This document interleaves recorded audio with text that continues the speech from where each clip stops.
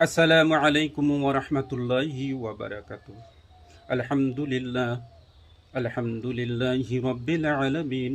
আসসালাতু ওয়াসসালামু আলা রাসূলিহিল কারীম। আম্মা বা'দু ফাকাদ ক্বালা আল্লাহু তাআলা ফি কালামিহিল মাজিদ।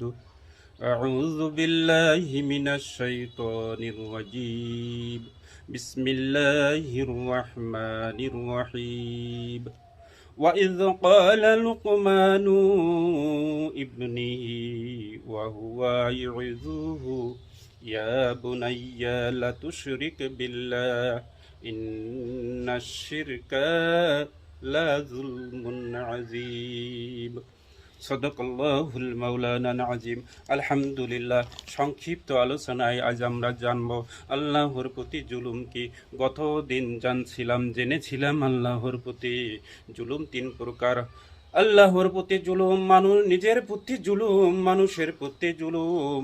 সংক্ষিপ্তভাবে আমরা আলোচনা করি। আল্লাহর প্রতি জুলুম হলো আল্লাহর হক অধিকার লঙ্ঘন করা, অর্থাৎ তার একত্ব অস্বীকার করা, তার সঙ্গে কাউকে শরীক করা। আল্লাহ তাআলা পবিত্র কোরআনের 31তম সূরা লোকমান 13 নম্বর আয়াতে ঘোষণা করেন, ওয়া ইয ক্বালা লুকমানু লিইবনিহি ওয়া হুয়া ইয়াইযুহু।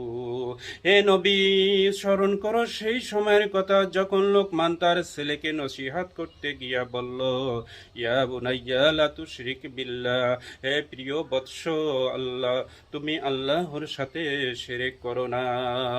ইন্নাশ শিরকা লাযুলমুন আযীম, অবশ্যই শিরক হচ্ছে সবচাইতে বড় জুলুম। অর্থাৎ আল্লাহর প্রতি জুলুম হচ্ছে তারই সৃষ্টি কিন্তু তাকে বাদ দিয়ে অন্যের উপাসনা করা।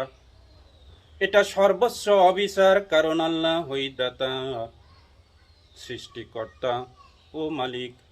রাসূলুল্লাহ সাল্লাল্লাহু আলাইহি ওয়াসাল্লাম বলেছেন, সবচেয়ে বড় গুনাহ হলো তুমি আল্লাহর সাথে কাউকে শরীক করো,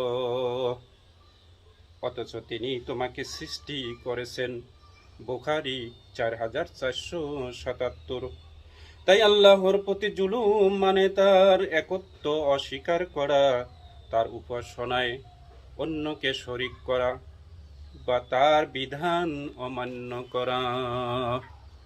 আল্লাহ তাআলা আমাদের সবাইকে সহি বুঝ দান করুক এবং শিরক মুক্ত ইবাদত করার তৌফিক দান করুক।